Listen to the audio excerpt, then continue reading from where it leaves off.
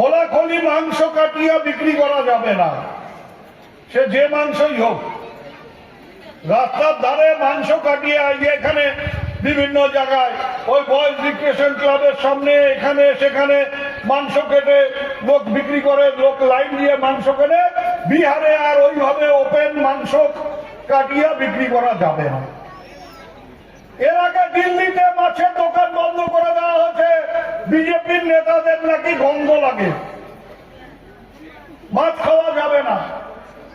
মধ্যপ্রদেশে মাছ মাংস ডিম সব দোকান ভেঙে দেওয়া হয়েছে যে মাছ মাংস ডিম খাওয়া যাবে না, নিরামিষ খেতে হবে। আমার বউ শুনলে পাগল হয়ে যাবে। এক বেলা যদি মাছ না হয় পরের বেলা তার চোখ দিয়ে পানি পড়ে, কান্নাকাটি শুরু করে।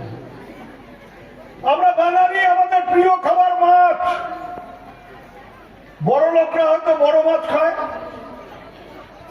গরিবরা পুঁটি মাছ, ট্যাংরা মাছ, ছাটি মাছ, একটু হলে শোল মাছ এগুলো খায়, আর সলে ভালো খাওয়া হয়। কিন্তু তার বাইরে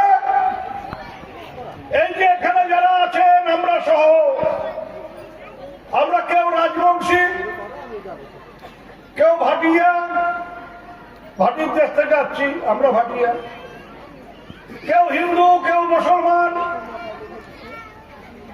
সবার বাড়ির ভাতের হাঁড়ি পরিষ্কার হয়ে যায়, ভাতের হাঁড়ি ঠনঠন করে যেদিন বাড়িতে একটু সুটকি আর শীতলের আওটা হয়। বিজেপি ক্ষমতায় আসিয়া যদি বলে সুটকি শীতলের আওটা খাওয়া যাবে না, বন্ধ হয়, আমার কুচবিহারের মানুষের কি অবস্থাটা হবে একবার খেয়াল করে দেখেন।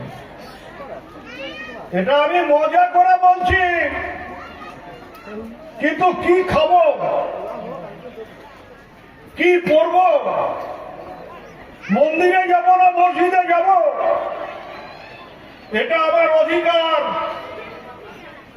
এই অধিকারে হাত দেওয়ার ক্ষমতা কারণে যারা এই অধিকারে হাত দিতে চায়, আমি কি খাবো ঠিক করে দিতে চায়, আমি কোন ধর্মস্থানে যাব সেটা ঠিক করে দিতে চায়, আমি কোন পোশাক পরবো সেটা ঠিক করে দিতে চায়। সেই বিজেপিকে এই বাংলার মাটিতে ঠাঁই দেওয়া যায় না, যাবে না। হ্যাঁ কি না বলেন? হ্যাঁ কি না বলেন?